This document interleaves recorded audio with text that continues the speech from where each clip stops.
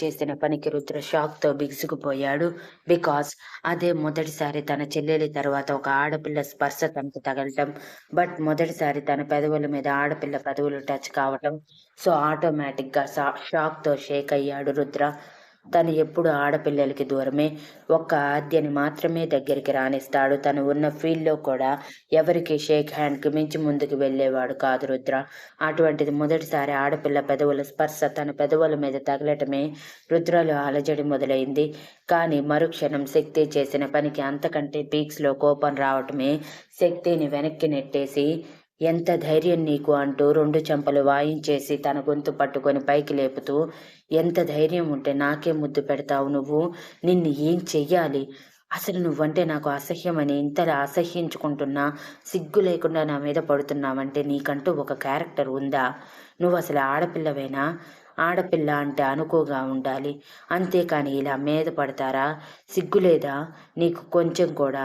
నిన్ను అసహ్యించుకునే మగాడి కోసం వెంపర్లాడటానికి అని అసహ్యంగా మాట్లాడుతుంటే శక్తి మనసు బాధపడినా అది పట్టించుకోకుండా, నీకోసం నన్ను నేను వదులుకోవటానికి కూడా నేను రెడీనే బావా అంటూ ఊపిరి ఆగిపోతున్నట్టు అనిపిస్తూ ఉంటే దగ్గుతూ కష్టంగా చెప్పింది. ఇంకొక 2 క్షణాలు పట్టుకుంటే పోయేటట్టు ఉన్న శక్తిని విసురుగా రుద్ర వదలగానే 2 క్షణాలకి గొంతు సవరించుకున్న శక్తి గొంతు నొప్పి పుడుతున్నా పట్టించుకోకుండా సూటిగా రుద్ర కళ్ళల్లోకి చూస్తూ, నువ్వు నాకు కావాలి బావా. అయినా నేను ఎవరి ముందు తగ్గుతున్నాను? నా భర్త ముందే కదా! ఈ విషయంలో నేనెప్పటికీ సిగ్గుపడను. ప్రేమించేవాడి ముందు మనల్ని మనం తక్కువ చేసుకోవటంలో ఎటువంటి తప్పు లేదు బావా. నాకు మా మావయ్య, తండ్రి అదే నేర్పించారు అని అనగానే రుద్ర కోపంగా, ఇంకొకసారి రిలేషన్స్ గురించి కూడా తల్లిదండ్రుల గురించి నా దగ్గరికి తీసుకురాకు శక్తి. పొరపాటునైనా అలాంటి మనుషుల గురించి నా దగ్గర మాట్లాడితే నీ పరిస్థితి నీకే జాలి కలిగేలా చేస్తాను. బెటర్ నువ్వు నా నుంచి దూరంగా ఉండటం. మరోసారి ఇలా చేస్తే మాత్రం నువ్వు ఊహించనిది నీ లైఫ్‌లో జరుగుతుంది. నేను దేనినైనా భరిస్తాను కానీ ఇలాంటి చీప్ పనులని కాదు అని అసహ్యంగా శక్తి వైపు చూసి వాష్‌రూమ్‌లోకి వెళ్ళిపోతే, శక్తి అక్కడే గోడకి జారిపోయి కన్నీళ్లతో, ఇంత చేస్తున్నా నేను చేస్తున్న పనిలో తప్పును వెతుకుతున్నావు తప్ప ప్రేమని ఎందుకు వెతకటం లేదు బావా? నేను చూపించే ప్రేమలో ఏమైనా లోపం ఉందా? అని బాధగా కన్నీటిని ఆపుకుంటున్న సమయంలో తండ్రి నుంచి తన ఫోన్‌కి మెసేజ్ వచ్చింది. దాని సౌండ్‌కి కన్నీళ్లు తుడుచుకొని తన ఫోన్ ఓపెన్ చేసిన శక్తికి అందులో మెసేజ్ చూడగానే పెదవుల మీద చిరునవ్వు వచ్చి ఓకే అని వెంటనే దానికి రిప్లై ఇచ్చేసి నార్మల్‌గా లేచి నిలబడి, బావా నీ డ్రెస్ బెడ్ మీద పెడుతున్నాను వేసుకొనిరా అంటూ నైట్ ట్రాక్ తీసి బెడ్ మీద పెట్టి బయటికి వెళ్ళిపోయిన శక్తి బయటే నిలబడి ఉన్న వేణుని చూడగానే ఇబ్బంది పడి, ఏమైనా కావాలా అన్నయ్యా? అంటే, నాకేమీ అవసరం లేదు కానీ ఇదంతా నువ్వెందుకు చేస్తున్నావు శక్తి? వాడిని ప్రేమిస్తే ప్రేమించిన దానిగా నిజాయితీగా వాడి జీవితంలోకి రావాలి. కానీ ఇలా బలవంతంగా రావటం ఏంటి? అసలు వాడి జీవితంలోకి నువ్వు రావటానికి గల కారణం ఏంటి? నీ బిహేవియర్‌కి కారణం ఏంటి? నీ కళ్ళల్లో రుద్ర కోసం ప్రేమ కనిపిస్తుంది. అది ఒప్పుకుంటాను నేను. కానీ నీ ప్రేమని వ్యక్తపరిచే వే మాత్రం బాలేదు. ప్రాణం కంటే ఎక్కువగా ప్రేమిస్తున్నానన్న దానివి పూర్తిగా వాడి గురించి నువ్వు తెలుసుకునే ఉంటావు కదా! వాడి గురించి తెలుసుకున్న విషయాల్లో వాడికి ఇలా మోసం చేసేవాళ్ళంటే అసహ్యమని కూడా తెలిసే ఉంటుంది. అయినా సరే, ఆ మోసంతోనే వాడి జీవితంలోకి వచ్చావు ఎందుకు? అని అడిగాడు. వేణు ప్రశ్నలకి శక్తి విరక్తిగా నవ్వుతూ, ఇంకెలా రావాలో అర్థం కాలేదా అన్నయ్య? నా ప్రేమ చూపించే ఛాన్స్ నీ ఫ్రెండ్ నాకిస్తాడా? ఒకవేళ చూపించినా ఒప్పుకునే పొజిషన్‌లో మీ ఫ్రెండ్ ఉన్నాడా? లేడుగా. పొరపాటునైనా సరే నా ప్రేమని వ్యక్తపరచటంలో లేట్ చేసి బావని కోల్పోలేను. అందుకే ఇలా రావాల్సి వచ్చింది. అయినా ఎప్పటికైనా నన్ను అర్థం చేసుకుంటారని నమ్మకం నాకుంది అన్నయ్య. నువ్వు ఇవేమీ పట్టించుకోకు. నీకు కూడా నా మీద అనుమానంగా ఉందా? అని అడిగింది. అంటే? అంటూ వేణు కళ్ళు చిన్నవి చేస్తే, అదే మీ ఫ్రెండ్ నన్ను అనుమానిస్తున్నాడు కదా! నాకు క్యారెక్టర్ లేదు. నేను మిమ్మల్ని మోసం చేయటానికి మీ జీవితంలోకి వచ్చాను. మిమ్మల్ని నాశనం చేయటానికి మీ జీవితంలోకి వచ్చాను అని బలంగా నమ్ముతున్నాడు కదా! అలా మీకు కూడా అనిపిస్తుందా అని అడిగాను. అని అడిగింది శక్తి. ఛ! అలాంటిదేమీ లేదురా. నీ మీద నమ్మకం ఉంది నాకు. నువ్వు మమ్మల్ని నాశనం చెయ్యాలి అనుకుని మా జీవితంలోకి వచ్చి ఉంటే ఆ ప్రయత్నం చేసేదానివి కానీ ఇలా బావ ప్రేమ కోసం పిచ్చిదానిలా ఎదురు చూసేదానివి కాదు. కానీ నువ్వు చేసేవేవీ నాకు అర్థం కావటం లేదు శక్తి అని అసహనంగా అంటున్న వేణుని చూసి శక్తి నవ్వుకుంటూ, ముందు ముందు అన్నీ అర్థమవుతాయి అన్నయ్య. నన్ను నమ్మండి. మీ ఫ్రెండ్కి మీకు కొత్త లోకాన్ని చూపిస్తాను నేను. నా ప్రేమలో ఆయన జీవితంలో పడిన కష్టాలన్నీ మరిపిస్తాను అని నమ్మకంగా అనగానే వేణు సంతోషంగా, ఆ పని చేయరా. వాడి మొహంలో స్వచ్ఛమైన నవ్వు చూసి చాలా సంవత్సరాలు అవుతుంది. సంవత్సరాలు ఏంటి? ఎప్పుడో ఆద్య దగ్గర ఏదో నవ్వానంటే నవ్వాను అన్నట్టు పెదవులు సాగదీస్తాడే తప్ప మనస్ఫూర్తిగా నవ్విన క్షణాలు ఇప్పటి వరకు లేవు. నీ వల్ల వాడు సంతోషంగా ఉంటాడు అంటే అంతకంటే ఇంకేం కావాలి అని సంతోషంగా చెప్పి తన రూమ్కి వెళ్ళిపోయాడు వేణు. నీ ఫ్రెండ్ కూడా నన్ను నమ్ముతున్నాడు బావా. మరి నీకెందుకు నమ్మకం కలగటం లేదు? బహుశా నువ్వు పెరిగిన పరిస్థితులే నిన్నిలా మార్చి ఉండొచ్చు. కానీ నేను వచ్చేశాను కదా, అన్నిటినీ మార్చేస్తాను అని నవ్వుకుంటూ కిందకి వెళ్ళిన శక్తి రుద్ర కోసం జ్యూస్ ప్రిపరేషన్లో పడిపోతే అదంతా చూస్తున్న శాంతమ్మ నవ్వుకుంటూ కూరగాయలు కట్ చేసుకుంటూ ఉంది నైట్ డిన్నర్ కోసం. ఇక వాష్రూమ్లోకి చేరిన రుద్ర కళ్ళు మూసుకోగానే పదే పదే శక్తి ముద్దు పెట్టిన సీన్నే కళ్ళల్లో రిపీట్ అవుతూ ఉంటే అసహనంగా జుట్టు పట్టుకొని లాక్కుంటూ, ఎలా ఎలా దీనికి నేను ఇంత ఛాన్స్ ఇచ్చాను? దీనికి ఎంత ధైర్యం? నన్నే ముద్దు పెట్టుకుంటుందా? దీనికి ఖచ్చితంగా బాధపడి తీరుతుంది అని కోపంగా అనుకుంటూ త్వరగా ఫ్రెష్ అయి బయటికి వచ్చిన తనకి బెడ్ మీద డ్రెస్ కనిపించినా పట్టించుకున్నట్టే మరో డ్రెస్ వేసుకొని కిందకి వెళ్ళేసరికి ఆద్యతో కూర్చొని మాట్లాడుతూ కనిపించింది శక్తి. శక్తిని చూడగానే కోపం కంట్రోల్ చేసుకుంటూ, ఇప్పుడు కాదు దీని పని, నైట్ బెడ్రూమ్లో చెప్తాను అని అనుకుని నార్మల్గా ఆద్యతో మాట్లాడుతూ ఉండిపోయాడు. అలా డిన్నర్ తర్వాత ఎవరి రూమ్కి వాళ్ళు గుడ్ నైట్లు చెప్పుకొని నిద్రపోవటానికి వెళ్ళగానే రుద్ర రూమ్ డోర్ క్లోజ్ చేశాడు. అంతే. శక్తి గుండెల్లో బాంబు పేలినట్టు ఎక్స్ప్రెషన్ ఇస్తూ కళ్ళు పెద్దవి చేసి రుద్ర వైపు చూసింది భయంగా.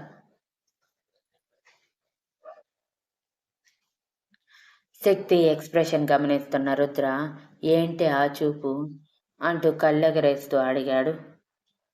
ఎందుకు డోర్ క్లోజ్ చేశావు బావా అని గుటకలు మింగుతూ అడుగుతున్న శక్తిని చూసి, husband and wife room door ఓపెన్లో పెట్టుకుంటారా శక్తి?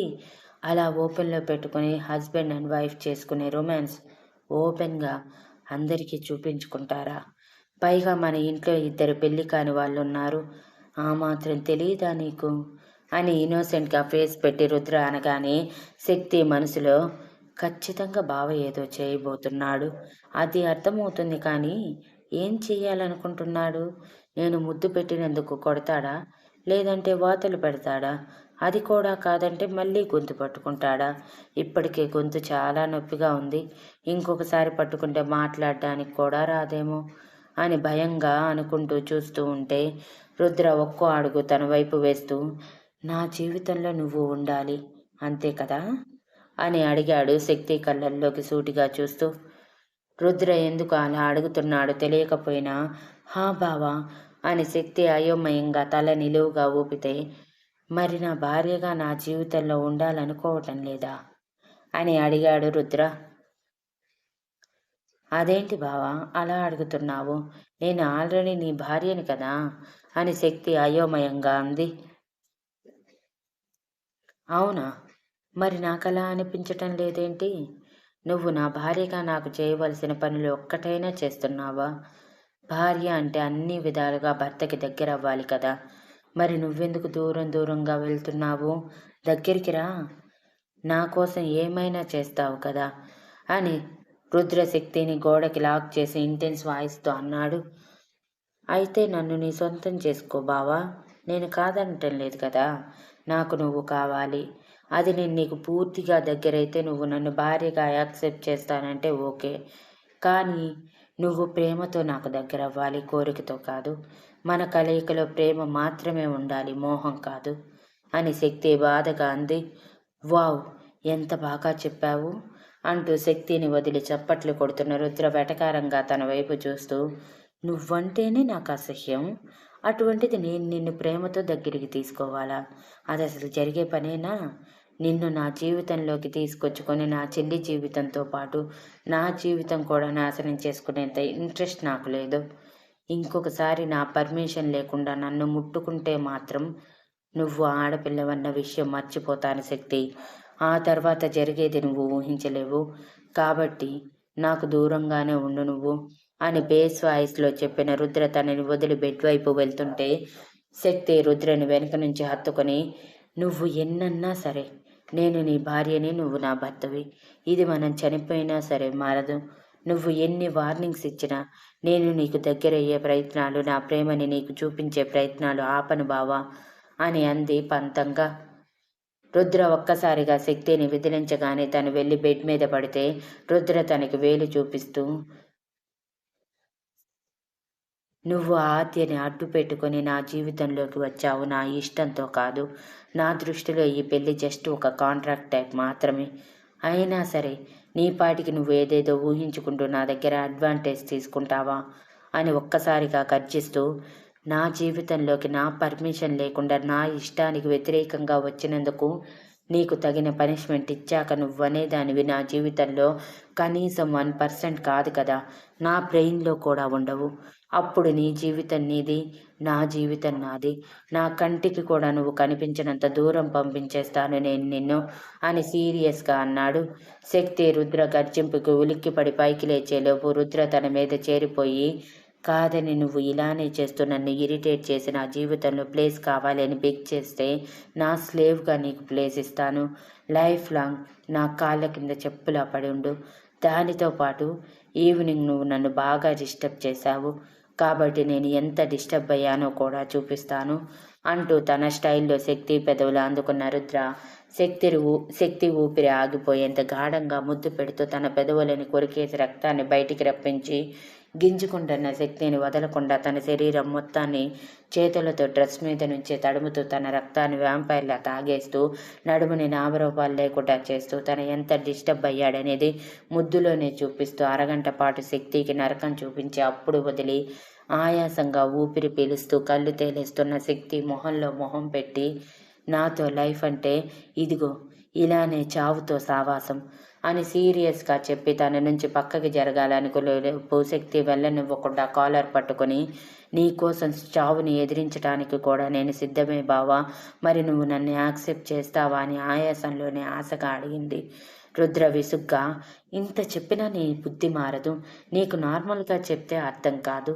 పోనీలే, ఒక 6 నెలలు టార్చర్ చేసి వదిలేద్దామా అనుకుంటే నీ మాటలు బట్టి జీవితంలో నీకు బుద్ధి రాదని అర్థమైపోయింది. అయినా సరే నిన్ను ఈ 6 నెలలు టార్చర్ పెట్టకుండా వదిలిపెట్టను. నన్ను మోసం చేసిన నిన్ను మాత్రం ఖచ్చితంగా జీవితాంతం ఏడ్చేలా చేస్తాను. నాతో ఎందుకు పెట్టుకున్నాను అని కుమిలి కుమిలి ఏడ్చేలా చేస్తాను అని సీరియస్గా వార్నింగ్ ఇచ్చి తన మీద నుంచి లేచాక శక్తి బెడ్ మీద నుంచి కిందకి విసిరేసి, కింద దుప్పటి కూడా వేసుకోకుండా నేల మీద నువ్వు నిద్రపోవాలి, బెడ్షీట్ కూడా కప్పుకోకూడదు అని ఫుల్గా ఏసీ పెట్టి తను మాత్రం హ్యాపీగా బెడ్షీట్ చుట్టుకొని కళ్ళు మూసుకున్నాడు. రుద్ర ఇచ్చిన పనిష్మెంట్కి కళ్ళు తేలేసిన శక్తి మనసులో, ఇదేంటి బావ ఇలా చేశాడు, బాబోయ్ ఈ చలికి వణుకు పుడుతుంది అని అప్పటికే రూమ్ మొత్తం కూల్ అయిపోవటంతో భుజాల దగ్గర రబ్ చేసుకుంటూ వణుకుతూ పళ్ళు పటపటలాడిస్తూ రుద్ర వైపే మోకాళ్ళలో మొహం దాచి చూస్తూ ఉంటే తన వైపే చూడకుండానే తను ఏం చేస్తుందో గ్రహించిన రుద్ర, పడుకో, నువ్వు పడుకోవాలి, పడుకోకపోతే రేపు మొత్తం ఈ ఇంటి నుంచి బయటే ఉంటావు, చెప్పులు లేకుండా ఎండలోనే, కానీ ఇంటి గేట్ దాటి కాదు అని బేస్ వాయిస్లో చెప్పటంతో శక్తి భయపడిపోయి అన్నంత పని చేస్తాడేమోనని సైలెంట్గా నేల మీద ముడుచుకొని పడుకొని రుద్ర వైపు చూస్తూనే ఆ రాత్రిని గడిపేసింది. రుద్ర మాత్రం హ్యాపీగా శక్తికి తగ్గ పనిష్మెంట్ ఇచ్చానన్న సంతోషంతో ప్రశాంతంగా నిద్రపోయాడు. నెక్స్ట్ డే మార్నింగ్ 5 గంటలకి ఎప్పటిలా నిద్రలేచిన రుద్రకి నేల మీద గజగజ వణికిపోతూ కళ్ళు మూసుకున్న శక్తి కనిపించినా పట్టించుకోనట్టే ఫ్రెష్ అయ్యి ఆ ఇంట్లోనే తను సెపరేట్గా ఏర్పాటు చేసుకున్న జిమ్ రూమ్కి వెళ్ళిపోయాడు. జిమ్ చేసి వచ్చినా సరే శక్తిలో మార్పు లేకపోవడంతో కళ్ళు చిన్నవి చేసి, ఇదేంటి ఇంతలా యాక్టింగ్ చేస్తుంది, ఇది దీని యాక్టింగ్, ఇందుకు కాదు దీని మీద నాకు కోపం వచ్చేది అని విసుగ్గా అనుకుంటూ చల్లని బకెట్ వాటర్ తీసుకువచ్చి ఒక్కసారిగా శక్తి మీద గుమ్మరించేసరికి శక్తి వణికిపోతూ లేచి కూర్చున్నా. ఏం చేశావు బావా నువ్వు అంటూ గట్టిగా అడిగింది. హా, స్నానం చేయిస్తున్నాను. నేనేం చెప్పాను నీకు? నేను లేచి జిమ్ చేసి వచ్చేసరికి నాకు జ్యూస్ ఇవ్వాలి. నా చెల్లిని లేపి తనకి కావాల్సినవి చూసుకోవాలి. టిఫిన్ రెడీ చేయాలి అని రుద్ర ఎప్పటిలా లిస్ట్ చెప్పుకుంటూ పోతుంటే మధ్యలో శక్తి దూరి వెటకారంగా, ఇంకా వీపు రుద్రాలి, నీకు స్నానం చేయించాలి, నిన్ను రెడీ చేయాలి, ఇవన్నీ కూడా వద్దా బావా? ఇవి కూడా చేస్తాను, చేయించుకుంటావా అని అడిగింది.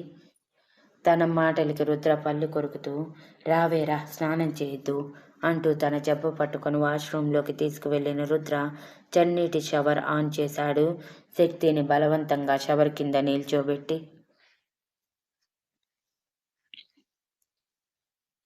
ఇషిత ఆ డిజైన్ కంప్లీట్ చేయగానే అప్పుడే వచ్చిన ఇవాన్, గుడ్, బట్ నువ్వు ఇంకా ట్రైన్ అవ్వాలి ప్రిన్సెస్.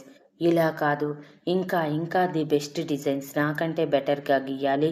మీ మమ్మీకి పోటీగా రావాలి నువ్వు అని పక్కనే ఉన్న ఇషికకి అల్లరిగా కన్ను కొట్టి చెప్పాడు.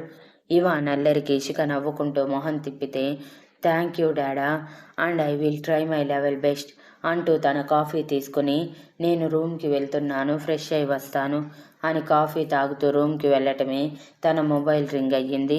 అందులో నెంబర్ చూడటమే విసుగ్గా లిఫ్ట్ చేసిన ఇషిత అటువైపు మోక్షిత్ చాలా గట్టిగా, ఇషు ఎక్కడ ఉన్నావు? నాకు చెప్పకుండా ఎక్కడికి వెళ్ళిపోయావు? షాపింగ్ మధ్యలో ఇలా నన్ను వదిలేసి వెళ్ళిపోవటం ఏంటి? నీకు కొంచెం కూడా నేనంటే భయం లేదు అని అరుస్తుంటే, అరవకు మోక్ష్, నాకు చిరాగ్గా అనిపించింది, వచ్చేశాను. అయినా ప్రతిదానికి నన్నెందుకురా తీసుకువెళ్తావు?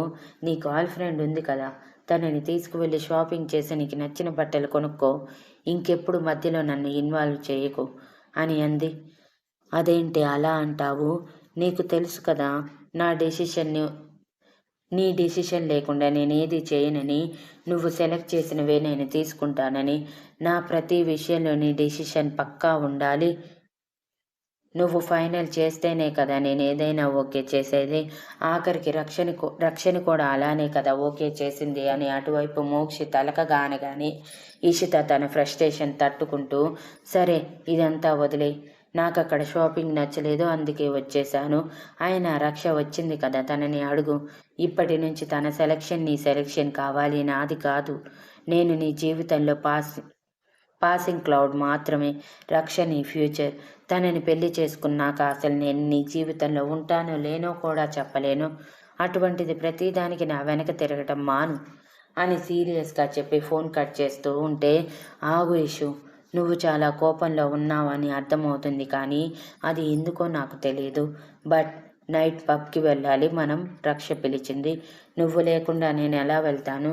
సో నువ్వు రెడీగా ఉండు, నేను వచ్చి పికప్ చేసుకుంటాను అని అన్నాడు మోక్షిత్. పిచ్చి పెట్టిందా మోక్ష నీకు? మీ ఇద్దరి మధ్య నేనెందుకు? తను నీతో ప్రైవసీ కోరుకుంటుంది అని అంటే, నా లైఫ్లో నీకు తెలియని సీక్రెట్స్ అంటూ లేవు ఇషు. ఇక ప్రైవేట్ లైఫ్ ఏంటి, పబ్లిక్ లైఫ్ ఏంటి? ఇంకొకసారి ఇలా నన్ను వేరు చేసి మాట్లాడామంటే కొట్టేస్తాను ఇషు. సైలెంట్గా సాయంత్రం రెడీ అవ్వలేదు అంటే నేను కూడా వెళ్ళను. రక్షకి నీ మీదే చెప్తాను, తర్వాత తనే నిన్ను డీల్ చేస్తుంది అని అనగానే ఇషిత ఆ అంటూ గట్టిగా అరిచి, నన్ను చంపుకు తింటున్నావు కదరా నువ్వు, ఏమైనా చేసుకో, నేను రానంటే రాను అంతే అని ఫోన్ కట్ చేసి బెడ్ మీద బోర్లా పడిపోయి గొంతులోని బాధని గొంతులో నుంచి లోపలికి పంపించేసింది ఇషిత ఫోన్లో ఫోటో చూస్తూ. అటువైపు మోక్షిత్ కట్ అయిన ఫోన్ వైపు చూస్తూ, ఏమైంది దీనికి? ఈ మధ్య వియర్డ్గా బిహేవ్ చేస్తుంది. అసలు సడన్గా నన్నెందుకు అవాయిడ్ చేస్తుంది? ఏదైనా అంటే చాలు నీ గర్ల్ ఫ్రెండ్ని తీసుకువెళ్ళు అంటూ మాట్లాడుతుంది. నాకు తెలియదా రక్షని తీసుకువెళ్ళాలని? కానీ నాకు తనతో కంటే ఇష్యూతోనే టైం స్పెండ్ చేయటం ఇష్టం అని దీనికి తెలియదా?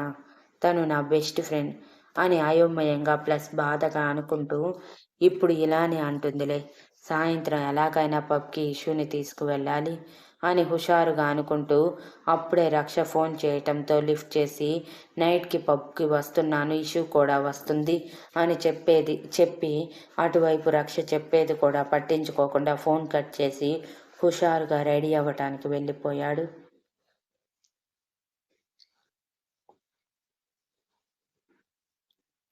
మనం ఇప్పుడు ఇవాన్ రెండో కొడుకు దగ్గరికి వెళ్దాం పదండి.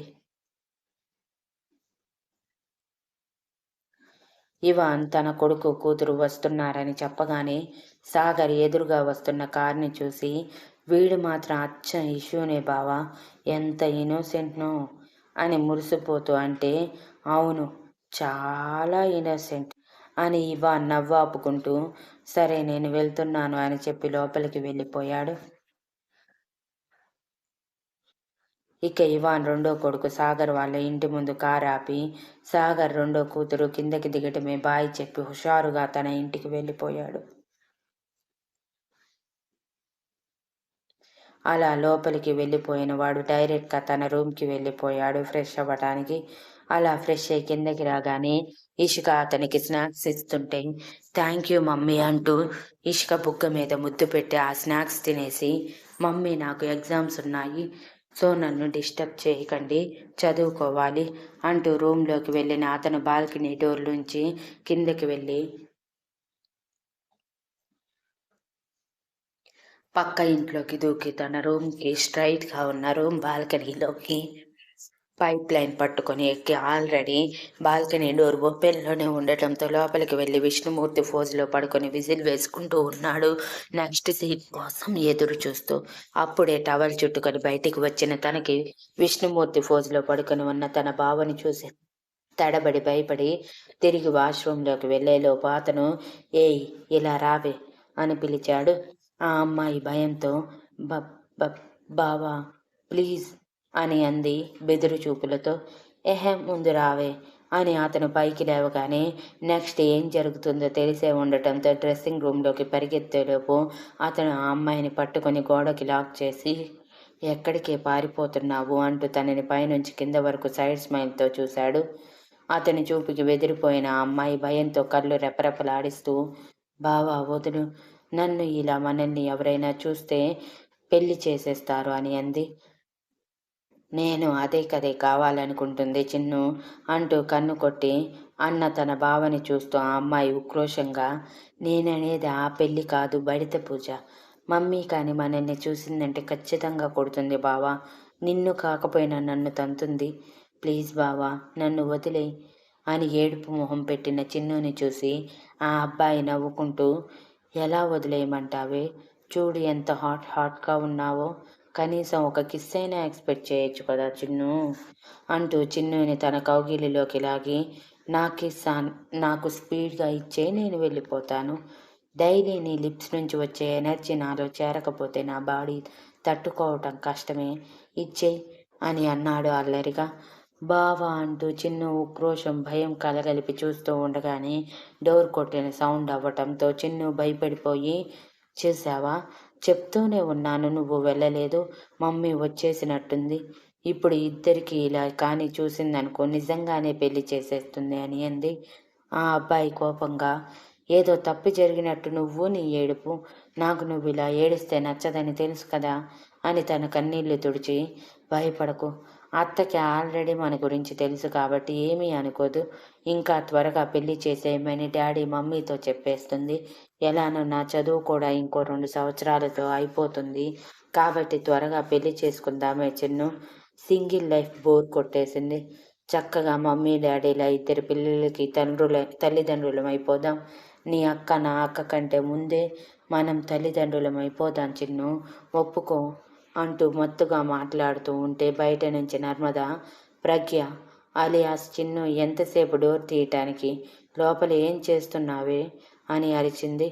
ఆ అరుపుకి ఏమాత్రం చలించని ఆ అబ్బాయి ఇంకొంచెం ముందుకు వెళ్తూ చిన్ను భుజం నుంచి మొదలుపెట్టిన ముద్దులు మెడ నుంచి గడ్డం నుంచి బుగ్గలు, అలా ప్రజ్ఞ మొహం మొత్తం ముద్దులు పెడుతూ చివరికి పెదలు దగ్గరికి వచ్చి ఆగి ప్రజ్ఞ వైపు చూసేసరికి అప్పటికి ఆ అబ్బాయి చేసే మాయలో కూరుకుపోయిన ప్రజ్ఞ అతని చుట్టూ చేతులు వేసి మత్తుగా కళ్ళు మూసుకుని పెదవులు ఓపెన్ చేసింది. అంతే, సెకన్ ఆలస్యం చేయకుండా ఆ అబ్బాయి ప్రజ్ఞ పెదవులు అందుకుని తన ప్రేమ మొత్తం తెలియజేస్తూ అలానే ప్రజ్ఞని ఎత్తుకొని బెడ్ మీదకి చేర్చాడు. ఇంతలో బయట నర్మద ఎంత కొట్టినా డోర్ తీయకపోవటంతో విసుగ్గా, దీని స్నానం ఎంతసేపటికి అవ్వదు. గంటలు గంటలు ఆ బాత్రూంలోనే కూర్చుంటుంది అని విసుగ్గా అంది. 10 నిమిషాల తర్వాత పెదవులు వదిలిన తన బావని చూసి చిన్ను సిగ్గుతో మొహం తిప్పేస్తే, ఆ సిగ్గు కోసమైనా ప్రతిరోజు నీ దగ్గరికి రావాలనిపిస్తుంది చిన్ను. పైగా నేను వస్తాననే కదా నువ్వు బాల్కనీ డోర్ ఓపెన్ చేసి పెడతావు అని క్యూట్ స్మైల్తో అంటూ పక్కకు ఒరిగి తన మీదకి తీసుకొని ముందుకు పడిన ముంగురులను సవరిస్తూ, కాలేజ్లో ఎటువంటి ప్రాబ్లం లేదు కదా, నేను దూరంగా ఉంటున్నాను కదా అని ఏ ప్రాబ్లం వచ్చినా నాతో చెప్పకుండా దాచటం లేదు కదా. చూడు చిన్ను, నీకు ఏ ప్రాబ్లం వచ్చినా నన్నే చూసుకోమని మన పేరెంట్స్ చెప్పారు. బికాజ్ నువ్వు నా బాధ్యత కాబట్టి ఎప్పటికైనా నువ్వు నా సొంతం కావాల్సిన దానివి. అందుకే ఇప్పటి నుంచి నిన్ను కేర్ చేయటం స్టార్ట్ చేసింది అని బేస్ వాయిస్లో అంటే ప్రజ్ఞ చిరునవ్వుతో, అయ్యో బావా, నేను నీ మరదలని తెలిసాక కూడా నా జోలికి ఎవరైనా వస్తారా? అసలే నువ్వు కాలేజ్లో రెబల్ కదా. కానీ బావా, నాకు ఒకటే అర్థం కాదు అని టీషర్ట్ లోపలి నుంచి ఆ అబ్బాయి నడుముని చుట్టేసి, అత్త దగ్గర మాత్రం ఎందుకు నువ్వు ఇన్నోసెంట్గా ఉంటావు? నీ గురించి ఎందుకు తెలియనివ్వవు? డాడీ కూడా అంతే ఉంటాడు, నువ్వు చాలా ఇన్నోసెంట్ అని. నువ్వు చేసే పనులు ఎవరైనా చూస్తే ఎవరైనా సరే నిన్ను ఇన్నోసెంట్ అని అనుకుంటారా అని బుగ్గ కింద వేలు పెట్టుకొని మరీ అడిగింది. అనుకోకపోతే వచ్చిన నష్టం ఏం లేదులే. నేను ఇలా ఉంటుంది మమ్మీకి నా చిన్నప్పటి నుంచి నేను తన నుంచి దూరం అయిపోతానేమోనని భయం అని అనగానే కళ్ళు పెద్దవి చేసిన ప్రజ్ఞ, అదేంటి బావా, అలా ఎందుకు జరుగుతుంది అని అడిగింది. ఏమో, అదంతా నాకు తెలియదు. మమ్మీకి నేను బయటికి వెళ్ళి తిరిగి ఇంటికి వచ్చేంత వరకు కూడా భయమే. నేను ఇంటికి వచ్చేంత వరకు టెన్షన్గా ఎదురు చూస్తూనే ఉంటుంది. ఇంటికి రావటం అరగంట కనీసం లేట్ అయితే చాలు ఫోన్ల మీద ఫోన్లు చేస్తుంది. ఎందుకు మమ్మీ, నేను జాగ్రత్తగానే ఉంటాను అన్నా నా భయం నాది. బయటికి వెళ్ళినప్పుడు తల్లిదండ్రులకి ఫోన్ చేయటం నేర్చుకో అంటూ క్లాస్ పీకుతుంది. యాక్చువల్గా మమ్మీకి నేనంటే ప్రాణం. అక్క కంటే కూడా నేనంటేనే ఎక్కువ ఇష్టం అంటూ చిన్ను నడుముని చుట్టేసి, అందుకే ఈ ఓవర్ కేరింగ్. మమ్మీకి నా గురించి తెలిస్తే భయపడుతుందని తెలియనివ్వలేదు. కానీ నాకు తెలిసి డాడీకి ఇవన్నీ తెలుసు, కానీ దాస్తున్నారు. ఏమో, ఇదంతా నాకు అనవసరం. నా విషయంలో నీ విషయంలో ఎవరైనా కలుగు చేసుకుంటే మాత్రం నేను ఇలానే రియాక్ట్ అవుతాను. అప్పటి వరకు నేను ఇన్నోసెంట్, ముద్దంటే ఏంటో కూడా తెలియని బుజ్జి పప్పీని. నువ్వు ముద్దు పెట్టేంత వరకు నాకు ముద్దంటే ఏంటో కూడా తెలియదు తెలుసా అని తన కాలి పిక్కల మీద చేతులతో నిమురుతూ మరోసారి పెదవులు అందుకోవటానికి ముందుకు వచ్చాడు రొమాంటిక్గా ప్రజ్ఞ కళ్ళల్లోకి చూస్తూ. నో బావా అంటూ తన పెదవులకి అరచేతిని అడ్డం పెట్టి, నువ్వు మళ్ళీ మొదలు పెడితే ఆపవు. ఇంటికి వెళ్ళి బావా, ఎవరైనా మనల్ని ఇలా చూస్తే బాగుండదు. ప్లీజ్ ప్లీజ్, మన గురించి అందరికీ తెలిసిన మన హద్దుల్లో మనం ఉండాలి కదా. ఇలా ఒక రూమ్లో ఉంటున్నామని పెద్దవాళ్ళకి తెలిస్తే వాళ్ళు చాలా హర్ట్ అవుతారు. వాళ్ళని బాధ పెట్టడం ఎందుకు చెప్పు.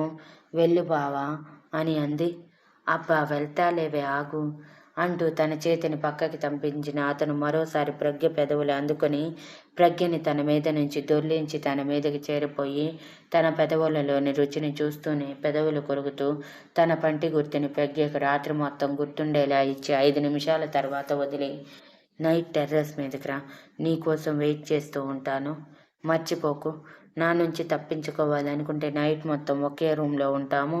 అప్పుడు ఏం జరిగినా నాకు అనవసరం అంటూ వెళ్తూ వెళ్తూ కావాలని ప్రజ్ఞ టవల్ లాగేసి వెళ్ళిపోయాడు అతను.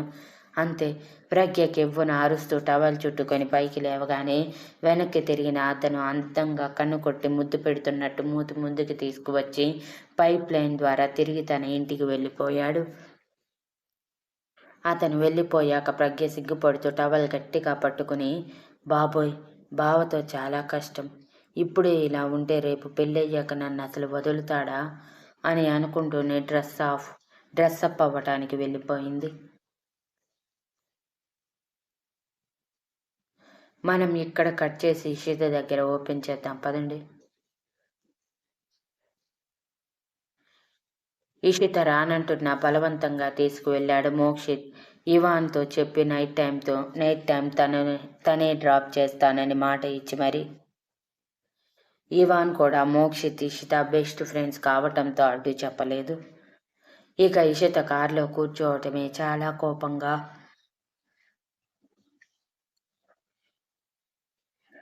మీ ఇద్దరి మధ్యలోకి నన్నెందుకు లాగుతావు మోక్ష్? ప్రతిసారి చెప్పలేకపోతున్నాను నేను అని అసహనంగా అంటే, మోక్షిత్ కూడా సీరియస్గా, ఆపు ఇషు, ఈ మధ్య వెరైటీగా బిహేవ్ చేస్తున్నావు. ఏంటో నాకు దూరం అవ్వాలని ప్రయత్నిస్తున్నావు, కానీ అదే ఎందుకో అర్థం కావట్లేదు. రక్షణ లవర్, ఒప్పుకుంటాను. తనతో నాకు ఫ్యూచర్ ఉంది. అందుకని నిన్ను దూరం చేసుకుంటానని ఎందుకు అనుకుంటున్నావు ఇషు? యువర్ మై బెస్ట్ ఫ్రెండ్ అని మాట్లాడుతూనే ఉన్న ఈషిత పట్టించుకోకుండా బయటికి చూస్తూ ఉండిపోయింది సైలెంట్గా. అలా పబ్కి చేరిన ఇద్దరికి ఎంట్రన్స్లోనే ఎదురయ్యింది రక్ష. రక్షకి కార్ దిగి ఈషిత చేతిని పట్టుకుని వస్తున్న మోక్షిత్ని చూసి మనసులో ఫీలింగ్ ఉన్నా బయటికి మాత్రం చిరునవ్వుతో, వచ్చావా, నీకోసమే చూస్తున్నాను అంటూ ఎదురు వెళ్ళి మరి మోక్షిత్ని హత్తుకుని, హాయ్ ఈషిత అని నవ్వు మొహంతో పలకరించింది. ఈషిత మాత్రం కనీసం రెస్పాన్స్ కూడా ఇవ్వకుండా మొహం తిప్పేసింది. అలా ముగ్గురు లోపలికి వెళ్ళాక మోక్షిత హాట్ డ్రింక్, రక్ష సాఫ్ట్ డ్రింక్ తీసుకుని డ్యాన్స్ ఫ్లోర్ మీదకి వెళ్ళి డ్యాన్స్ చేస్తూ ఉంటే ఈషిత మాత్రం చుట్టూ చూస్తూ విసుగ్గా కూర్చొని మనసులో, వీడికి ఎందుకు అర్థం కావట్లేదు, ప్రతిసారి నన్ను వీడి లైఫ్లోకి ఎందుకు లాక్కుంటున్నాడు, మాట్లాడితే చాలు నువ్వు నా బెస్ట్ ఫ్రెండ్ అంటాడు అని అనుకుంటూ ఉండగా తన ముందు సాఫ్ట్ డ్రింక్ పెట్టారు. ఎవరు అదే అని తలెత్తి చూసిన ఇషితకి హ్యాండ్సమ్ కనిపించి హాట్గా హ్యావ్ ఇట్ అని అంటే, నో థ్యాంక్స్ అని గంభీరంగా చెప్పి ఫోన్లో డిజైన్ వేసుకుంటూ ఉండిపోయింది. హే బ్యూటిఫుల్, ఏమైంది ఒంటరిగా కూర్చున్నావు, ఎవరూ లేరా? Then come with me for a while of dance అని చేయి ముందుకు చాపితే, no thanks, I'm comfortable here అని ఈషిత చాలా కోపంగా మొహం పెడితే, ఓకే అంటూ భుజాలు ఎగరేసిన అతను పక్కకి వెళ్ళిపోయాడు. ఇంతలో ఇషిత మోక్షిత్ కోసం చూడగా అప్పుడే రక్ష, వాష్రూమ్ సైడ్ వెళ్తాను, నువ్వు నిదానంగా రా, I want kiss from you అని చెవిలో గుసగుసగా చెప్పింది. మోక్షిత్ హుషారుగా, ఓకే రక్ష, నువ్వు వెళ్ళు, నేను వస్తాను అని అన్నాడు. బికాస్ అదే తన మొదటి కిస్ కాబట్టి, పైగా డ్రింక్ చేసి ఉండటం వలన తనకి కూడా కిస్ కావాలనిపించింది కాబట్టి, ఇప్పటి వరకు రక్ష ఎన్నిసార్లు కిస్ అడిగినా ఇవ్వని వాడు ఇప్పుడు ఓకే అన్నాడు. అలా రక్షని పంపించి 5 నిమిషాల తర్వాత నిదానంగా వాష్రూమ్ సైడ్ వెళ్ళాడు మోక్షిత్. వాష్రూమ్స్ బయటంతా చీకటిగా ఉండటంతో రక్ష చెప్పిన ప్లేస్కి వెళ్ళిన మోక్షిత్ అక్కడ ఒక అమ్మాయి ఫోన్ మాట్లాడుతూ ఉండటం కనిపించి తను రక్షని అనుకుని తన చేతిని పట్టుకుని మీదకి లాక్కుని క్షణం ఆలస్యం చేయకుండా పెదవులు అందుకున్నాడు. దెబ్బకి షాక్ అయిన ఆ అమ్మాయి చేతిలో ఫోన్ వదిలేస్తే అప్పుడే ఎదురుగా వాష్రూమ్ డోర్ ఓపెన్ చేసింది రక్ష, మోక్షిత్ వచ్చి ఉంటాడు అనుకుని. Thank you for listening and please like, share, comment and subscribe.